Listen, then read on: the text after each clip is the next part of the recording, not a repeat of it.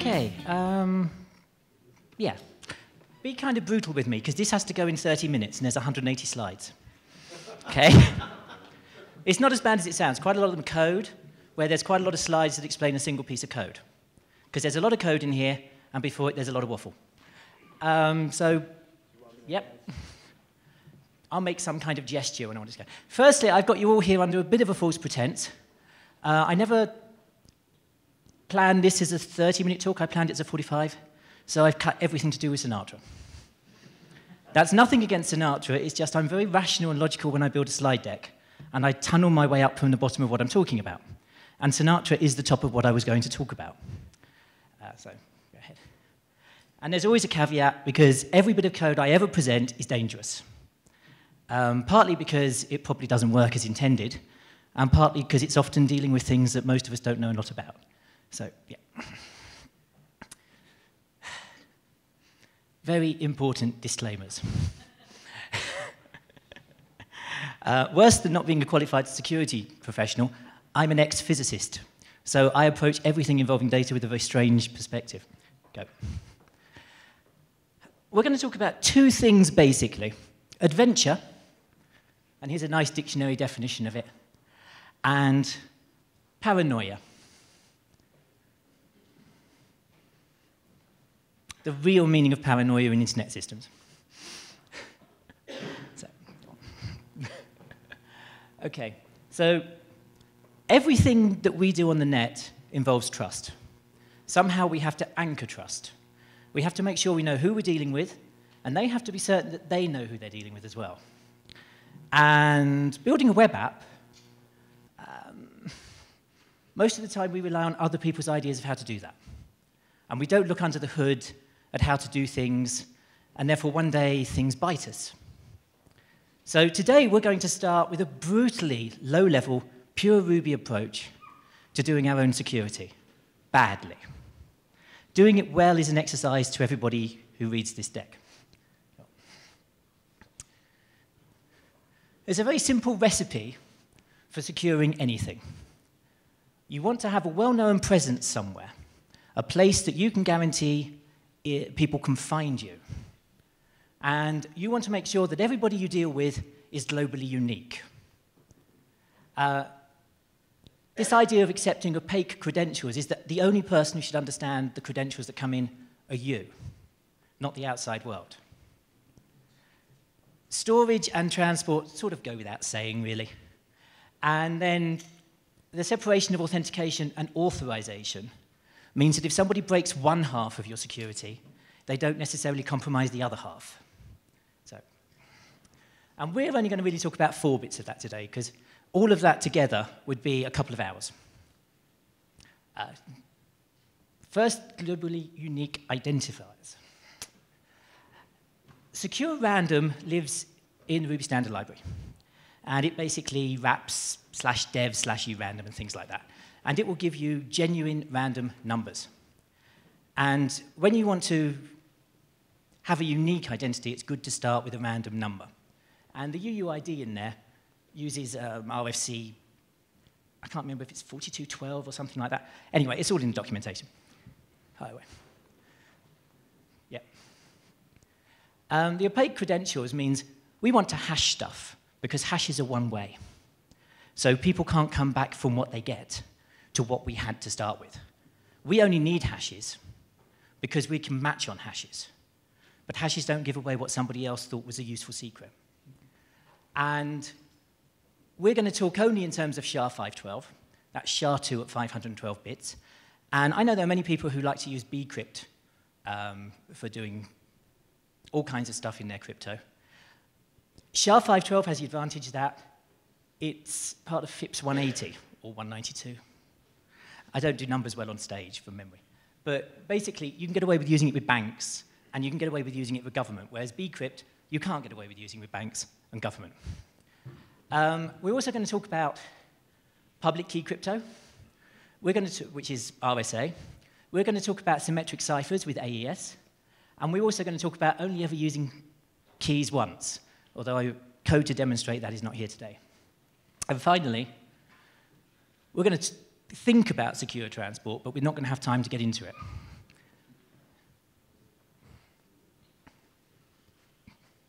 We are, however, going to get to play with HMAC. Those are message authentication hashes. So they give you even less info from a hash than the hash itself does, which makes them very handy for doing fingerprints. Fine.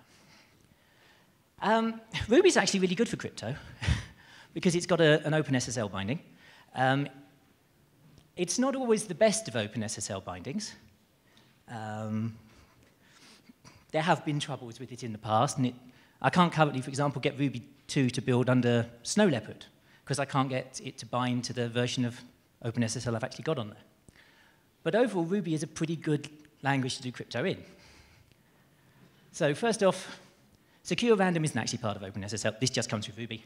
Simple example of generating a byte stream. I couldn't really think of a useful example, so this just generates a randomly long string of random stuff. There are all kinds of places where that's useful in communications. OpenSSL. You either love it or you hate it. Nearly everybody I know hates it, especially security people. However, it keeps them in shiny toys, and probably as a pension scheme for the rest of their lives. So first, SHA-2. Cryptographic hashes. These are one-way algorithms where you pump some data in, and it turns it into something that's a more entropic form of it. That means it's noisy, and you can't go back to what you started with. Basically, a lot of stuff in cryptography is to do with increasing the entropy of things, making things look ugly, I think is probably the best way to put it. And here we've got a simple example. I've written wrapper classes for all of these things in here because the standard way of using OpenSSL is to keep reinitializing stuff as you're going. And really, I quite like to just create objects that have keys and stuff in them and keep them live. So first up, you have to create some kind of digest. So in this case, we're going to keep 4 pieces of information about it. We're going to keep the digest itself. We're going to keep a sort value, which we shove in to create even more entropy in the string that comes out. We're going to keep a number of rounds, because that's our workload. And we're going to go round and round and round 100,000 times on average whenever we do a hash. That's really cheap. It sounds awfully expensive, but it's really cheap. And the main thing it does is it means if somebody else wants to crack a hash when they find it, they've got to guess how many rounds you did. So in a secure app, you make that a user-specific number, so that every hash in your database has a different number of rounds. And then you store that in a separate system, so nobody can look at it. Trivial, very inexpensive, makes it very difficult for people to use rainbow attacks, which are a way of building big tables full of nothing but hashes that they can then map back. We're also going to keep a signing key, and that's how we generate a HMAC. So, we've got to do some kind of encoding to actually make this useful. And this is trivial stuff. I mean, at each step, we get a hex digest, we pass the hex digest back in, and we get another one, and we go round and round. So it's dull code. And that's how you sign things. So that is a SHA-2 class in all its glory, with iterative workload and signing keys. Fire. OK, AES. This is the crypto that we all think about when we're kids and we read spy books, and they tell us that we can have ciphers that can go this way and then back again. AES is slightly more complicated than that. It uses all kinds of modular arithmetic to make that quite difficult to crack. But basically, it's no different to a letter substitution in concept. And wrapping it up, yet again, is quite easy. I've come up with a slightly different API for this. Firstly, there are 2 pieces of information that are actually important in AES. One is the actual key you're going to use, and the other is a random initialization vector. So you want to keep both of those bits of information. And sometimes when you transfer the key around, well, sometimes when you transfer around the encrypted thing, you want to transfer around the initialization vector, because without the initialization vector, even if you have the key, you can't get back. But the initialization vector you can pass around because cryptographers say it's safe to do it, whereas the key it isn't. So I've never quite understood that myself, but there you go. We also have this little thing called update, because under the hood, we're going to want to do this a couple of times, so that's just some dryness. Right, I'm not going to talk at all about that dangling CBC at the end. There are several different modes in which you can use AES, some of which are designed for using with streams of data. Others are designed for using blocks of data, and some are if you want to encrypt your whole hard drive. CBC happens to be generally quite useful. Also, you'll notice that the Ruby OpenSSL stuff will quite happily generate keys for you and IVs for you if you want. The only way you can ever capture those is at the point here where you generate them, because there's no way to then ask an AES cipher what its key and its IV were. So that's why this wrapper is here. And then encoding, it's quite trivial. You always reset the cipher if you want to do stuff, and then do an encrypt. And I like to store off keys and IVs again for reasons that I don't really want to go into. So, oh, if you can go back one, do. You can take it back one. That bit of code at the bottom is a nasty, nasty outcome of my 3.5 years as a Go programmer. Normally, we'd just chuck some data in there, and if it turned out it wasn't a string, we'd catch an exception further up. That can be quite confusing in a crypto program. So generally, if something doesn't turn into a string, I rescue it there and use a blank thing. So we'll see that a couple of more times. Decode is really just encode the other way round, but we do a little bit of extra checking to make sure we've got something that's actually got some length, because we should be passing back a nil value if we don't successfully decode. And this is the packing stuff up into an array. I hope all of you are familiar with array pack.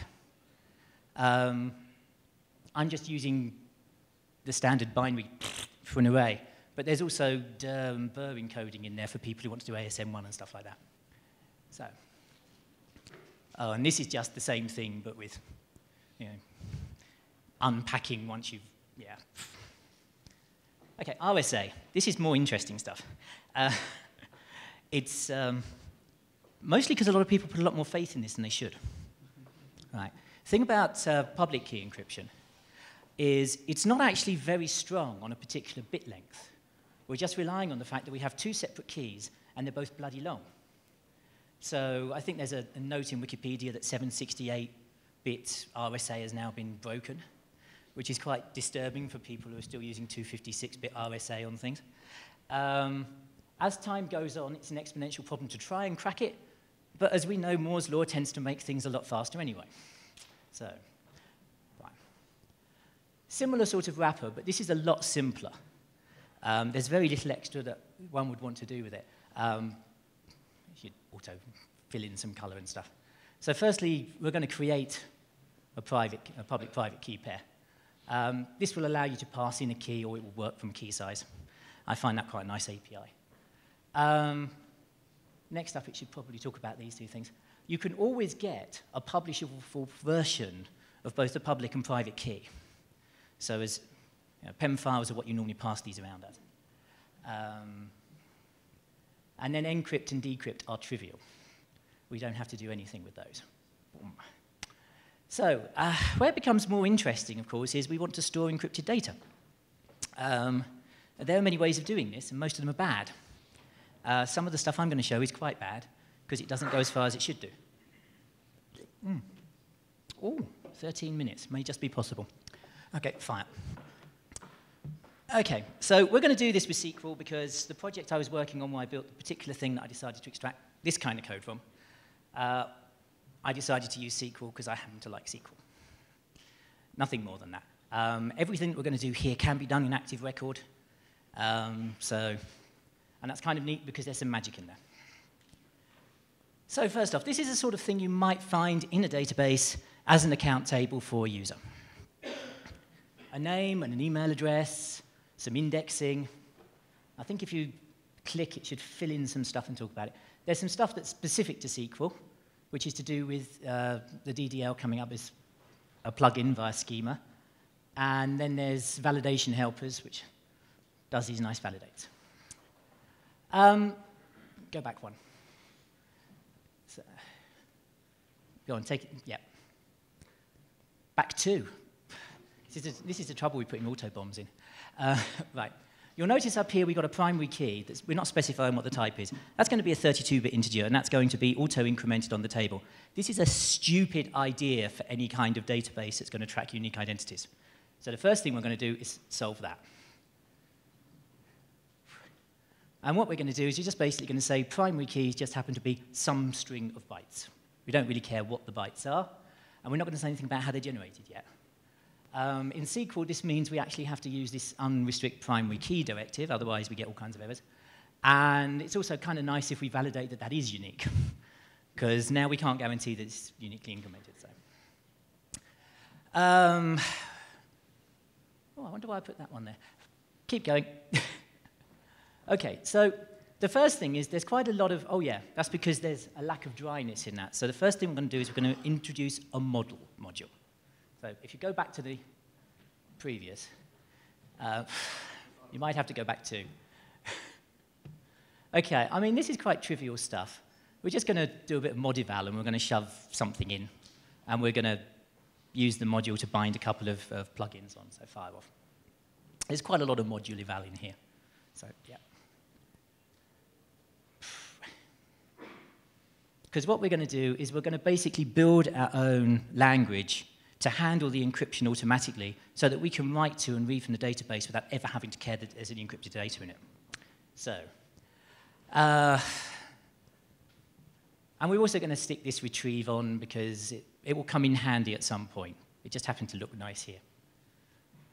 And we're going to put a binding on so that we can actually check entity identity. Convenience, really. So, I do belabor these things sometimes. Keep going. OK, we've actually got to think, though, about how we're going to generate IDs. In the application that I was working on, we did not generate IDs using secure random. We generated IDs based on specific other properties because we wanted to be able to have them in chronological order. And that's a whole different can of worms. But for just random unique IDs, this is good. So. And then we're going to automatically assign that ID when we actually create the record. So you just write a record. You never have to worry about creating an ID. So we've got some other stuff in there, though, that I'm not really happy about people seeing. I mean, it kind of makes me feel nervous that somebody might physically get at the database and see the email addresses of all my users. So we're now going to make that problem go away. This means we've got to introduce some kind of encryption to the model. And this means we're going to have a whole pile more metaprogramming to do it. So first up, we're going to have some encrypted fields, because it's kind of nice to say those fields are all encrypted, and then we can deal with all of them in one directive. And so there we are, encrypted fields, email address. This does nothing yet. This is my equivalent of live coding, because I'm lousy at that, so I do it sort of like for 3 days in advance. So first, we want to talk about field encryption. And just to give ourselves a bit of an extra challenge, we want to be able to search the encrypted fields. So this means we want to automatically encrypt when we store. We want to automatically decrypt when we retrieve. And without encrypting or decrypting, we want to do an equality search. So we can match records based on the equality of a something.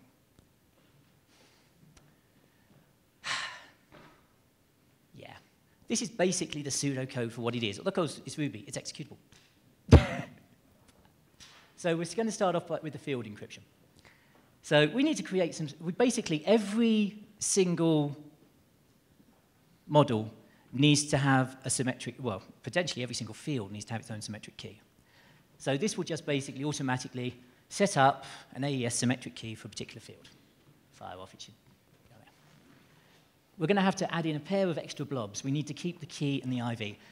And anybody who doesn't obviously spot that this is not how they should be stored isn't doing the job. So fire off. And this is just basically create a key, do some stuff. This is dull code, so as soon as it gets to the end of the auto, flip it. So we then need field validation. This is also going to be trivial. Yeah. We're just injecting some more stuff. Exciting. Equality searches. How do you search an encrypted database for encrypted things? I should warn you in advance, this is not guaranteed to only find the encrypted things you want. but it's going to be close enough, given the low collision rate of SHA-512, that it probably will most of the time. So, oh God, right, we're going to have some kind of keys that go with the fields, and then we're going to have some kind of way of doing a SHA-512 HMAC on the field. And then we're going to inject all of this stuff somehow. And just to be perverse about it, for what I was actually doing, it made more sense to do it actually into the class module and then have a way of getting back to it. So that's an implementation detail. Field accessors. This is my favorite bit. I love this because it's pure magic. And it made me feel so good when I got it working. Right. There's three things we need. We need a getter and a setter. We know that. But we also need some way of generating and getting at fingerprints for each record we put in. Those fingerprints have to be cryptographically secure so that people can't just take all the fingerprints and know what the records are. But at the same time, they have to be something that's cheap for us to calculate on the fly so that we can do our search. And every time we search, we just take that one value that we calculate based on what we're given and see if we can find a match. So it could be brute forced very slowly. File on. So this is what we end up with happening to our model now. So we've now got a fingerprint for every encrypted field. We've got a key and initialization vector that's somehow mapped to that field that shouldn't live in this database but currently does. And then we've got some indexes so that we can find things quickly. And that, unfortunately, is why I ran out of time. Although I must admit, that's almost 180 slides with 21 minutes to go, according to that. I don't believe a word of it. That went much faster than I thought. So, there are other bits that go with this file. Firstly, table encryption. We can't have those keys and initialization vectors just lurking there. Now, there are two ways to solve that problem. One, you swap it off into another service somewhere, and then you have another way of getting at the service that's secure. Or two, you do the cheap way, which is actually to use public-private key pairs on the table that are only known to the application. And then you can sort of stick them off in sort of a known directory on Unix and use root permissions or something to protect them or whatever. I wouldn't recommend that, but... So, the second... Oh, go back. I didn't do that, did I? I did. It's too short. So, if you can stop it on the next one, I might have gotten carried away with that. So, second, there's transport security, which is just having it secure in the database isn't good enough. We still have to talk to somebody on the other side of the internet. We don't want anything that goes to them being visible. So obviously, we're at least going to use AES to encrypt the stuff we send them and get back.